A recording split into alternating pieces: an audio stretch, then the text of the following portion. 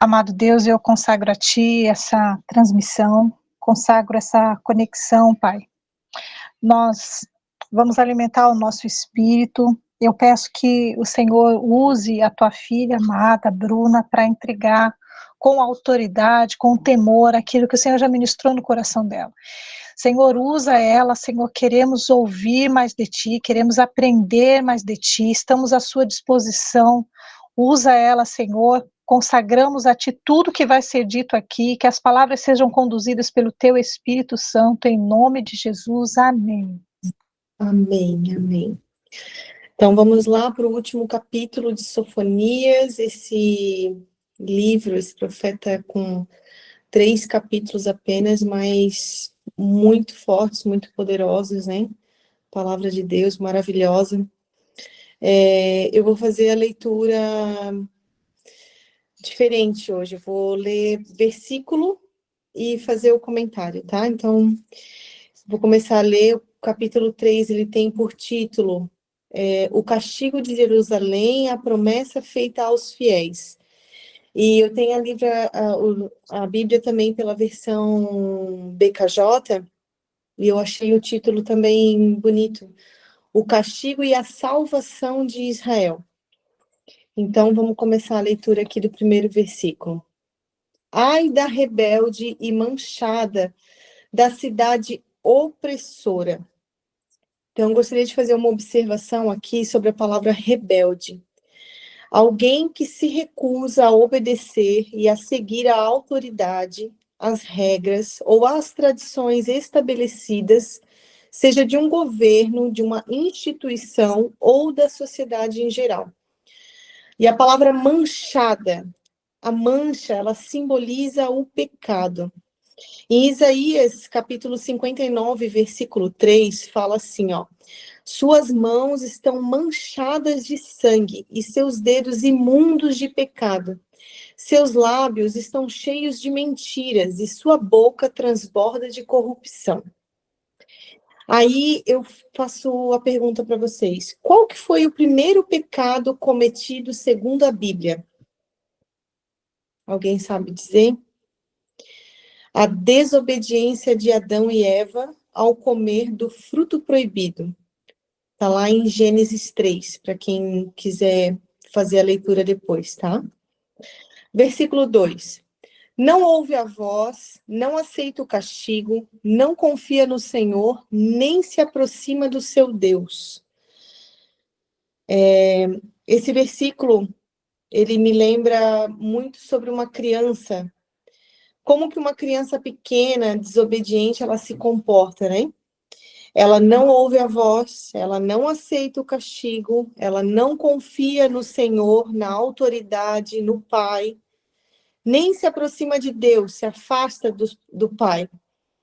Como que geralmente um pai ou uma mãe justa age de acordo com a desobediência do seu filho? Como que os pais, eles aplicam a correção no filho, né? Ou alguns pais até mesmo não aplicam, preferem ter um filho desobediente. Em Jeremias, capítulo 5, do versículo 3 ao 4, fala assim, ó: mas, Senhor, não é fidelidade que os teus olhos buscam? Tu já os feristes, mas eles não compreenderam nada, nem sentiram a dor da correção. Tu os deixaste extenuados. Extenuados significa cansado, esgotado fisicamente, ou mentalmente debilitado ou enfraquecido. Continuando no versículo. Mas recusaram a aceitar a lição. Ao contrário, empederniram e fecharam o rosto mais do que um rochedo, e negaram a arrepender-se. Então pensei comigo, eles são apenas pobres e ignorantes, ainda não compreenderam o caminho de Yahvé, os mandamentos de seu Deus.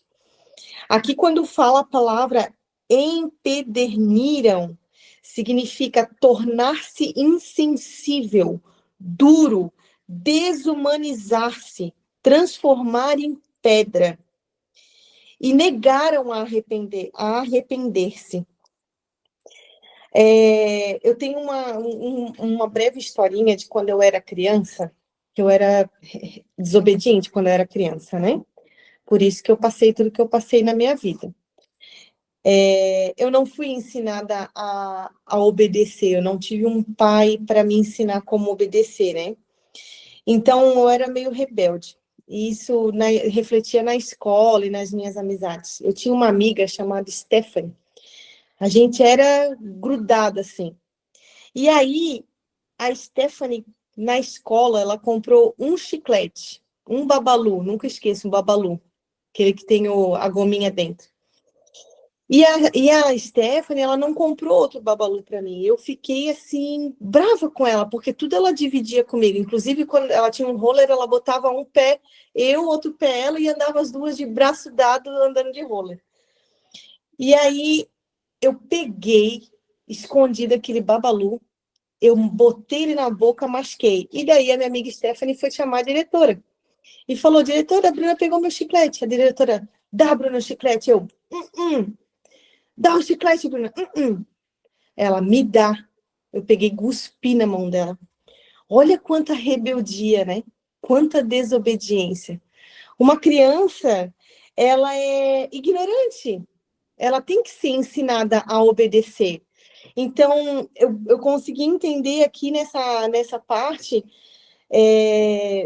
quando fala que não ouve a voz, não aceita o castigo, não confia no Senhor e nem se aproximou do seu Deus.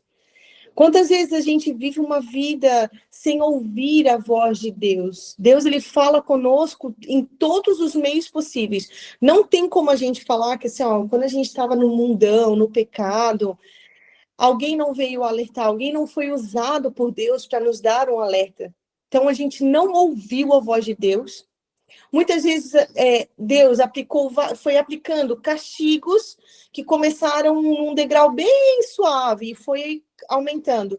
Não aceitamos o castigo, não confiamos em Deus, nos rebelamos contra Ele, que foi o pecado da desobediência, o primeiro pecado cometido na Bíblia. Por Adão e Eva, eles desobedeceram a ordem do Pai, de Deus. Deus falou para eles, não comam daquele fruto, aquela única árvore. Eles tinham todo um jardim com, meu Deus, devia ter centenas de árvores. E eles não se contentaram, eles tiveram que se rebelar contra Deus, desobedecer a Deus. E Deus, nós temos os 10 mandamentos, né? Os principais 10 mandamentos em Êxodo 20. Eu convido você a fazer a leitura de Êxodo 20 para você relembrar o que fala nesses 10 mandamentos. E tenho certeza que cada um de nós, com certeza, já deve ter falhado em algum deles, né? Em Jeremias, capítulo 22, versículo 21, fala assim, ora, eu mesmo te adverti na época em que te sentias totalmente segura e próspera. Entretanto, tu respondeste, eu não quero escutar isso. E este tem sido teu procedimento desde a tua juventude. Escolhestes ouvidos. Então, aqui eu volto a dizer, quantas vezes, no momento onde a gente estava perdido no mundo, no pecado, né? Quantas vezes Deus tentou nos advertir na época em que a gente se sentia assim mesmo, né? Que a gente estava ainda sem a consequência dos pecados, digamos assim. A gente estava pecando contra Deus, estava na fase da rebeldia, mas ainda não estava sofrendo as consequências, porque as consequências Deus demora a liberar, digamos, o castigo para a gente aprender, né? E a gente, desde a nossa juventude, a gente escolhe não ouvidos a Deus. Então, continuando em Sofonias, versículo 3. Os seus príncipes são leões rugidores no meio dela. Os seus juízes são lobos da tarde, que não deixam os ossos para o outro dia. Aqui me remete príncipes a autoridades de uma nação. Leões rugidores, quando a gente vê um leão, o que a gente sente? A gente sente medo, a gente sabe que ele pode nos matar, nos devorar. Quando ele abre a boca para rugir, que ele faz aquele barulho, ele assusta, certo? O leão, ele demarca o território de dominância dele. A gente sabe que o leão ele é tido como o rei da floresta, né? Ele demarca, ele tem dominância. Juízes são lobos da tarde. Quem era para ser justo age corruptamente, explora o povo, não deixando nem os ossos, como é que fala aqui? Não, que não deixam os ossos para o outro dia, não deixa restos para outro dia, come tudo de uma vez, suga o povo, né?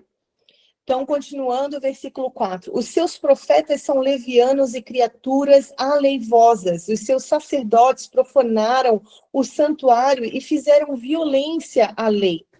Profetas falsos que enganavam o povo, sacerdotes que desrespeitavam o templo e distorciam a lei. A própria liderança, a autoridade espiritual estava corrompida. A palavra aleivosas, ela significa fraudulento, falso, desleal. Em Jeremias capítulo 23, do versículo 11 ao 12, fala assim, ó: tanto o profeta como os sacerdotes são profanos.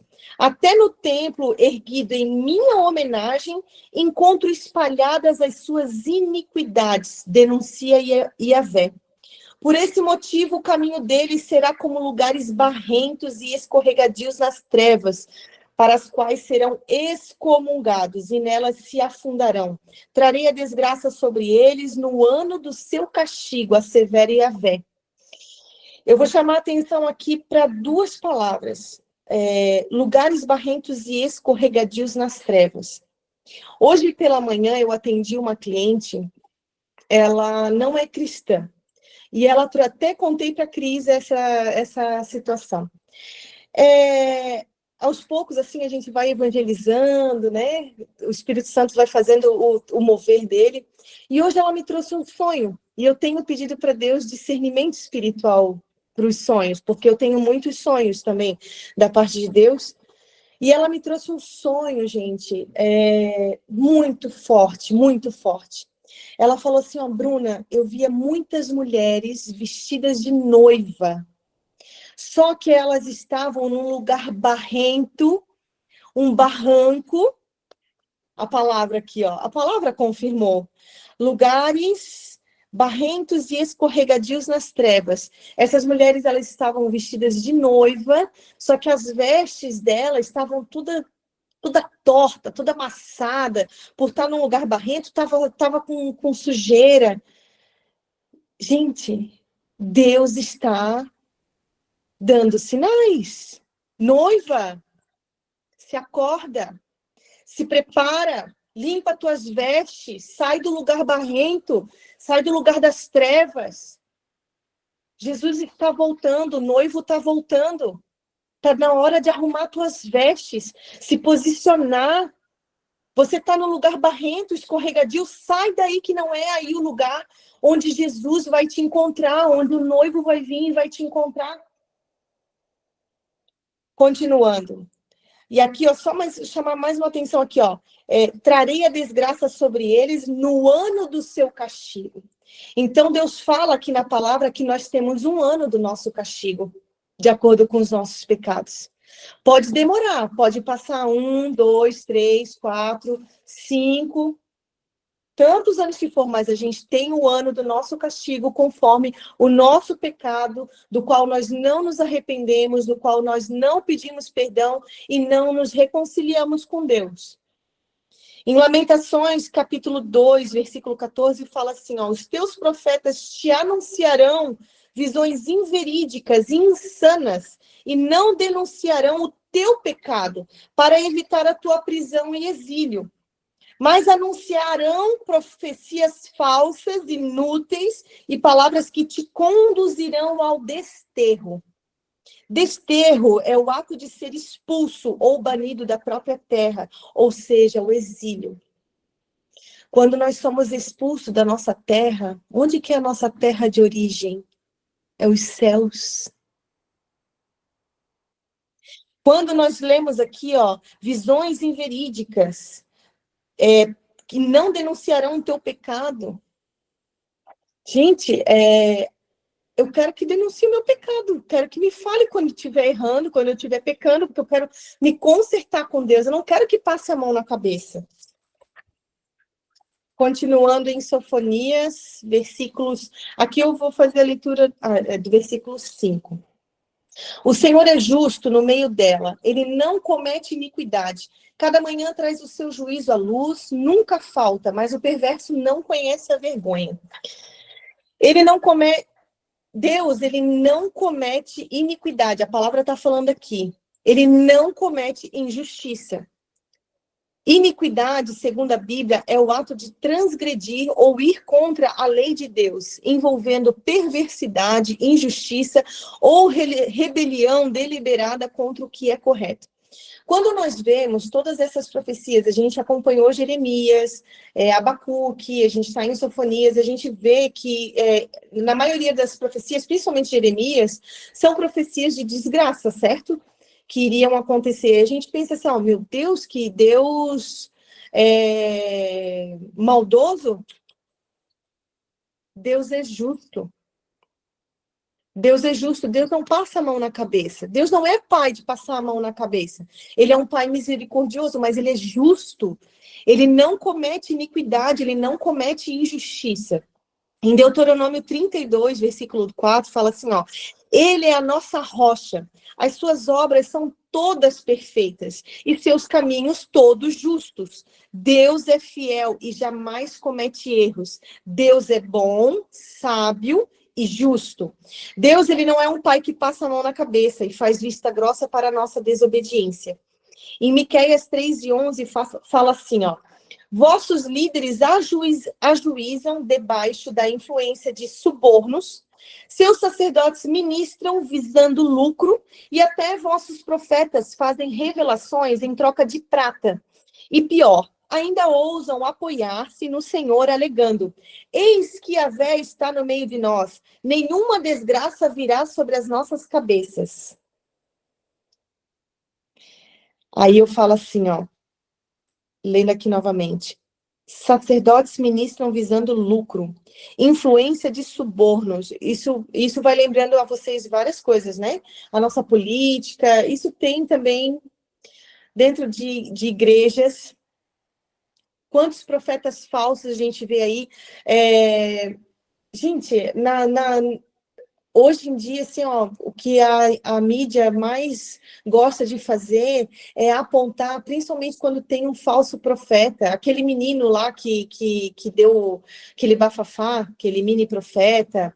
Agora, aquele caso daquele cara que adultizava as crianças, que tinha profeta indo lá na casa dele, profetizando um monte de bênção para ele, mas não chamando atenção para o pecado que estava sendo cometido ali. Eu acho que quando Deus ele vê alguém falando assim, eis que Yahvé está no meio de nós e nenhuma desgraça virá sobre a nossa cabeça. Acho que quando Deus vê isso acontecendo, ele fala assim, então vamos ver se não vai acontecer. Eu falo assim comigo, né, gente? Não é que Deus está falando isso. Em Jeremias 3, e versículo 3, fala assim, por este motivo as chuvas fortes foram retidas, nem mesmo as chuvas da primavera vieram sobre ti. Contudo, assumes a postura de uma prostituta, e assim não demonstras qualquer vergonha ou rubor em teu rosto. Tem gente que não tem mais vergonha de se vender. E eu não digo isso no sentido sexual da palavra. É uma simbologia ao fato de você não ter mais vergonha de pecar. Quantas pessoas eu vejo pecando, incentivando os outros a pecarem, justificando, passando uma maquiagem, distorcendo a palavra de Deus, sendo compactuante com aquele pecado, falando, não, na Bíblia não fala que isso é pecado. Ela distorce a palavra, visando benefício financeiro próprio. Visando benefício financeiro próprio. Continuando, versículo 6 de Sofonias. Exterminarei as nações, as suas torres estão assoladas. Fiz desertas as suas praças, a ponto de não ficar quem passe por elas. As suas cidades foram destruídas até não ficar ninguém, até não haver quem as habite. Esse eu não fiz nenhum comentário, eu já vou pular direto para o versículo 7. Eu dizia, certamente me temerás e aceitarás a correção. E assim a sua morada não seria destruída, conforme o que havia determinado. Mas eles se levantaram de madrugada, corromperam todas as suas obras. O povo, ele teve o exemplo do juízo divino, mas ele preferiu continuar no pecado. Você vê como o povo teve o exemplo do juízo divino? Quando que aconteceu o dilúvio? Muito tempo antes. Muito tempo antes. E o povo não aprendeu. Não aprendeu. Jeremias capítulo 8, versículo 6. Prestei atenção e ouvi. Isso é Deus falando. Prestei atenção e ouvi. Contudo, eles não falam o que é verdadeiro. Ninguém deseja se arrepender da sua impiedade e ainda alegam: o que foi que eu fiz? Cada um se desvia e segue o seu próprio e costumeiro caminho, como um cavalo que se lança no ímpeto na batalha. Eu botei uma palavra aqui, eu acho que eu me arrependi, mas eu estava no calor da escrita, tá? Os alecrim dourado, eles ficam mentindo e ainda se fazem de inocente. Porque aqui a palavra fala: o que foi que eu fiz? Né? A gente se faz inocente, a gente peca. Ai, o que será que eu fiz para estar passando por isso? Realmente vivemos no tempo da graça. A gente vive no tempo da graça do Senhor. Porque se fosse lá no princípio, Deus já tinha mandado o dilúvio de novo. Ou até mesmo queimado em fogo a terra, né? De acordo com toda a perversidade que vem acontecendo na face da terra. Em Gênesis 6, versículo 12, fala assim, ó. Lá quando aconteceu, antes de acontecer o dilúvio, tá? Deus observou a terra e viu a que ponto de perversão havia chegado toda a humanidade com suas práticas malignas. Se vocês voltarem lá no livro de Gênesis e começar a ler o que o povo estava fazendo, não é nada mais, nada menos do que já acontece na nossa atualidade. Ou pior agora está acontecendo. E graças a Deus a gente vive no tempo da graça. Graças a Deus. Continuando o versículo 8 de Sofonias. Portanto, esperai-me a mim, diz o Senhor, no dia em que eu me levantar para o despojo, porque o meu juízo é ajuntar as nações e congregar os reinos, para sobre eles derramar a minha indignação e todo o ardor da minha ira, porque toda esta terra será consumida pelo fogo do meu zelo. Aqui Deus começa a nos falar do dia do juízo, onde ele irá reunir todos os povos e julgar a maldade deles. Mas, se você anda em retidão e obediência ao Senhor, não se preocupe. Provérbios 20, 22 fala assim, ó. Não murmures, falando, eu te farei pagar pelo mal que me fizeste. É como se a gente falasse assim, ó, alguém fizesse algo contra nós, uma injustiça, a gente falasse, ó, tu vai me pagar, eu vou fazer tu pagar. Não. Em Provérbios está falando assim, ó, não murmures, não fale desse jeito. Entrega a tua vindicação ao Senhor e ele te dará a vitória. Então, não murmures, não reclames, não queira fazer juízo com as suas próprias mãos. Entrega a Deus a tua vindicação, a tua reclamação com base na lei. Vindicação significa isso, é uma reclamação com base na lei, a tua exigência de restituição. Continuando, versículos 9 ao 10 de Sofonias. Porque então darei lábios puros aos povos, para que todos invoquem o nome do Senhor, para que o sirvam com o mesmo espírito. Da além dos rios da Etiópia, os meus zelosos adoradores, a filha da minha dispersão, me trarão sacrifício.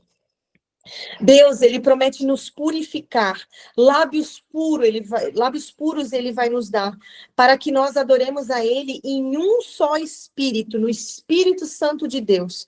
Isaías, capítulo 60, do versículo 4 ao 5, fala assim, ó. Ergue os olhos em torno de ver. Todos eles se reúnem e vêm de longe.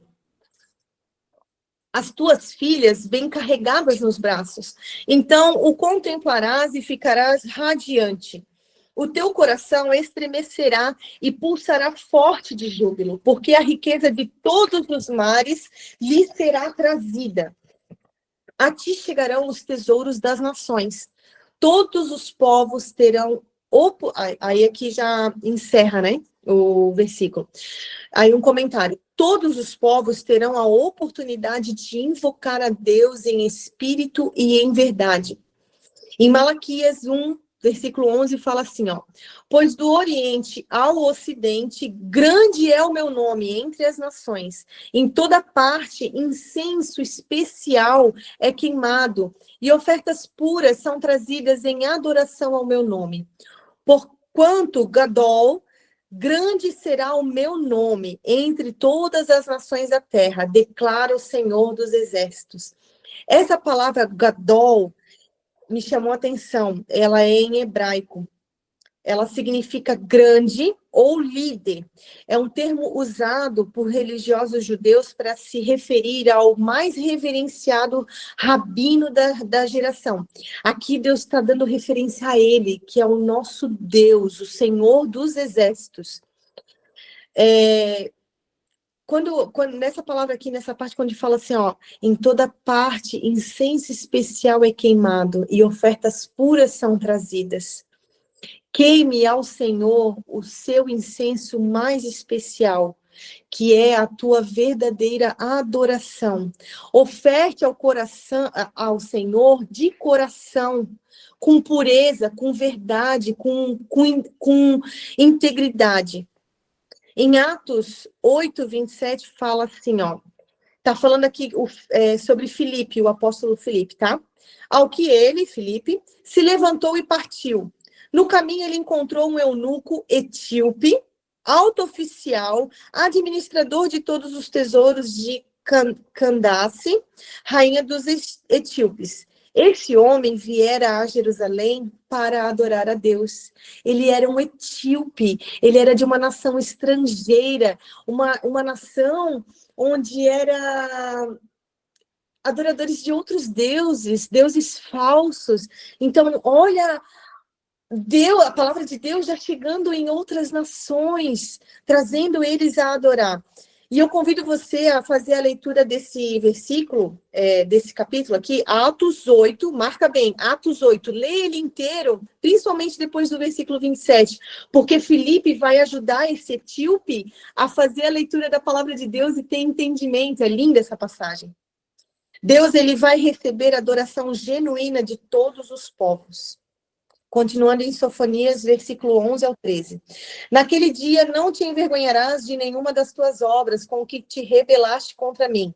Porque então tirarei do meio de ti os que exultam na sua soberba, e tu nunca mais te ensoberbecerás no meu monte santo. Mas deixarei no meio de ti um povo humilde e pobre, e eles confiarão no nome do Senhor. O remanescente de Israel não cometerá iniquidade, nem proferirá mentira, e na sua boca não se achará língua enganosa, porque serão apacentados, deitar-se-ão, e não haverá quem os espante. A restauração de um povo humilde, purificado, remanescente de Israel. O povo que era considerado pobre, sem riquezas, sem títulos, sem liderança, sem nada que pudesse comprar outras pessoas, comprar amizades, comprar influência. Era um povo humilde perante a Deus. Em Zacarias 11:11 fala assim, ó. A aliança foi cancelada naquele dia, e assim os aflitos do rebanho que estavam me observando reconheceram que tudo isso era o cumprimento da palavra do Senhor. O povo aflito, remanescente, o povo pobre. Quando fala aqui, ó, estavam me observando e reconheceram que tudo isso era o cumprimento da palavra do Senhor. Quando nós temos entendimento da palavra do Senhor e nós entendemos que todo pecado gera consequência, pecado sem arrependimento gera consequência. Quando a gente vê o cumprimento da palavra do Senhor, né, o dia do castigo, o ano do castigo que eu li ali anteriormente, o povo, aqui fala assim, ó, reconheceram que tudo isso era o cumprimento da palavra dele. O povo tem entendimento. Em Mateus 5:3 fala o seguinte: bem-aventurados os pobres em espírito, pois deles é o reino dos céus. O Senhor diz bem-aventurados aquele que conhece as suas limitações e fraquezas espirituais e reconhece que sem a graça do Senhor é impossível viver a vida cristã. E que por isso não temos qualquer motivo para nos orgulharmos, pois o reino dos céus é também uma dádiva aos quebrantados, humildes e arrependidos, e não pode ser alcançado através de qualquer esforço, barganha ou talento humano. Quando fala que assim, ó, que a gente não tem motivo para se orgulhar, que a gente não peca, que a gente tem uma vida cristã totalmente certinha, a gente não pode se orgulhar disso. Em algum momento a gente falha, a gente peca. Às vezes a gente peca só de pensar. Às vezes a gente peca só num olhar. A todo momento, o Espírito Santo de Deus, ele vem nos corrigindo. A gente tem que entender, a gente tem que ter humildade para entender que se não fosse a graça do Senhor, nós não seríamos nada. É uma dádiva de Deus, o reino dos céus, é uma dádiva dele. E é uma dádiva aos quebrantados, humildes e arrependidos, que não barganham com Deus. Senhor, eu sou justo, eu sou correta, olha aqui para mim, eu estou fazendo tudo certo, por favor, me dá um carro. Senhor, eu estou fazendo tudo certo, por favor, me dá uma casa. Nós não somos filhos mimados, nós não barganhamos com Deus. Em Miqueias 4:7 fala assim, ó: farei dos que tropeçam um remanescente fiel, e dos dispersos uma nação forte. E Yahvé reinará sobre todos eles no Monte Sião, daquele dia em diante para sempre.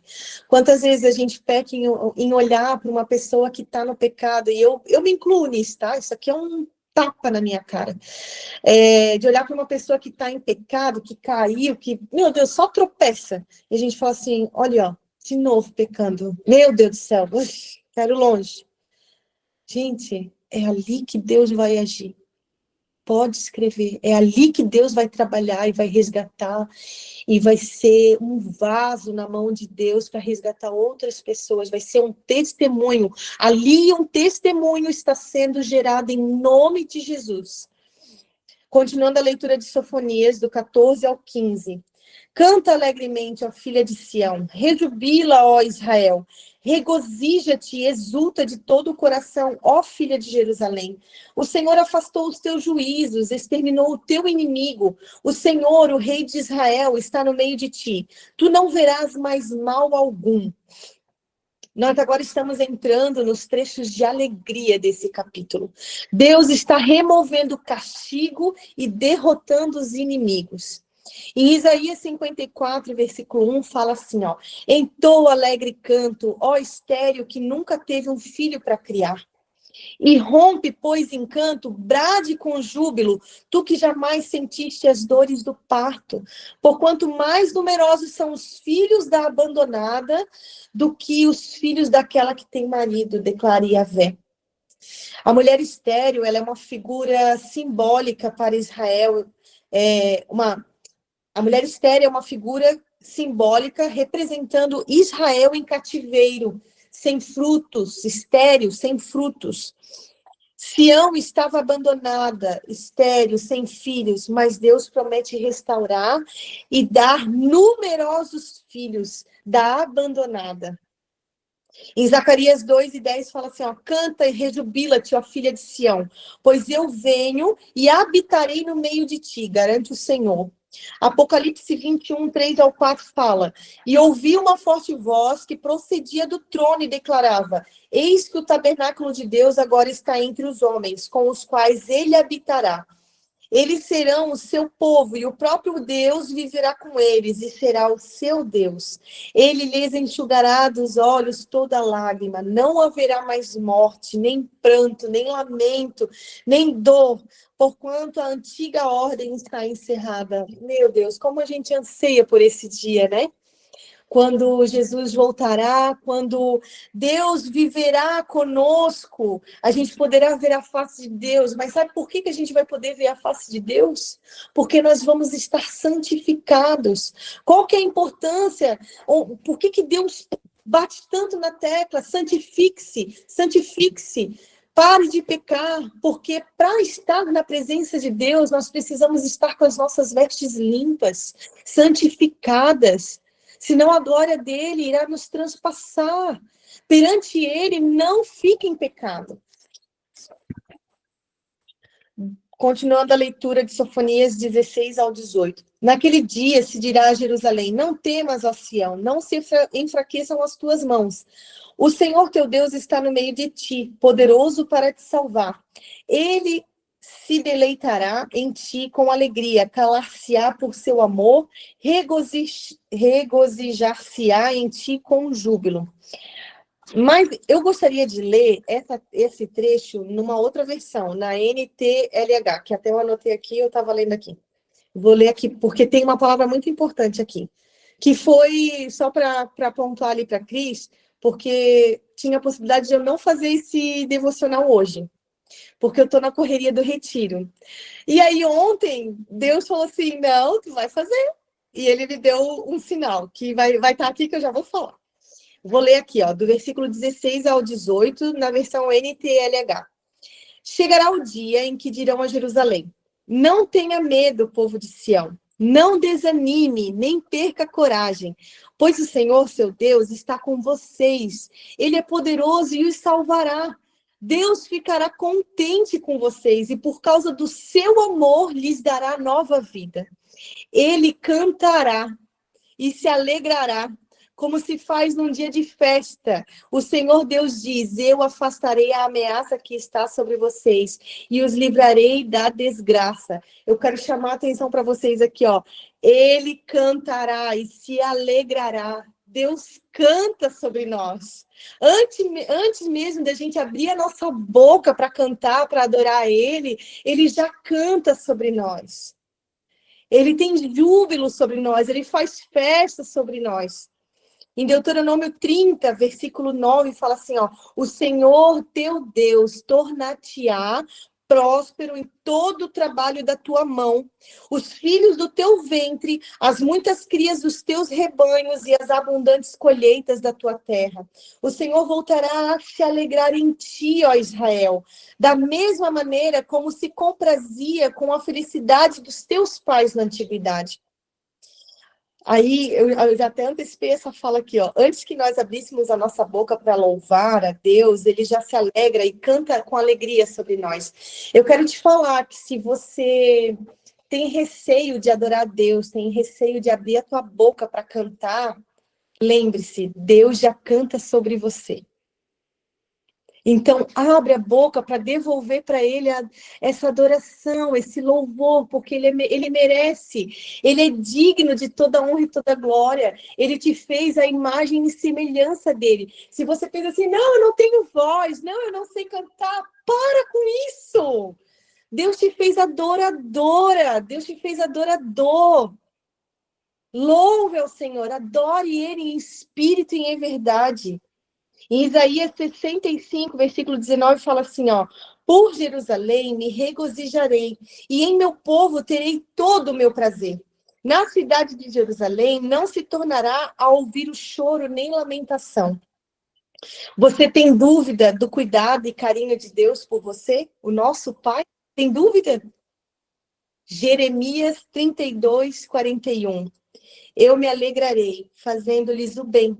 É Deus falando, eu me alegrarei fazendo-lhes o bem, e os plantarei com firmeza nesta terra, com toda a minha fidelidade e carinho. Olha como o Pai fala conosco, com fidelidade e carinho. Ele é um Pai amoroso. Continuando a leitura de Sofonias, versículos 19 ao 20. Eis que naquele tempo procederei contra todos os que te afligem, e salvarei os que costeiam, e recolherei os que foram expulsos, e lhes darei um louvor, e um nome em toda a terra em que foram envergonhados. Naquele tempo vos trarei, naquele tempo vos recolherei, certamente vos darei um nome e um louvor entre todos os povos da terra, quando reconduzir os vossos cativos diante dos vossos olhos, diz o Senhor. Deus, ele nos concede a promessa de justiça, o resgate daqueles que estão exilados em cativeiro. Olha a restauração da alma aí. A restauração, a cura. Em Ezequiel 34:16 fala assim, ó: buscarei as ovelhas perdidas e trarei de volta as que se desviaram. Enfaixarei as que estiverem feridas e cuidarei da recuperação da fraca. Porém, a teimosa, a desobediente, eu as consumirei. Contudo, todos apacentarei com justiça e com carinho. Deus, ele nos concede uma identidade, um louvor, uma terra frutífera, que possamos quebrantar o nosso coração e reconhecer onde nós estamos pecando, falhando contra Deus. E buscando a santificação, buscando pedir perdão a Deus, não voltar a pecar e não permanecer no erro, nos santificar perante a Ele. Amém? É isso, gente, o meu devocional de hoje. Alguém quer fazer algum comentário?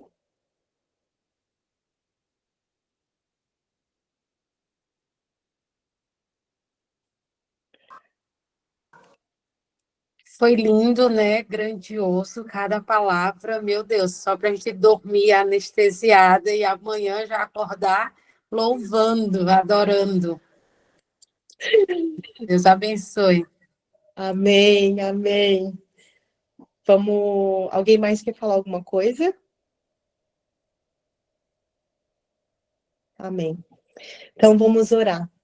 Eu anotei aqui uma oração especial voltada para essa palavra, tá? Ela é breve.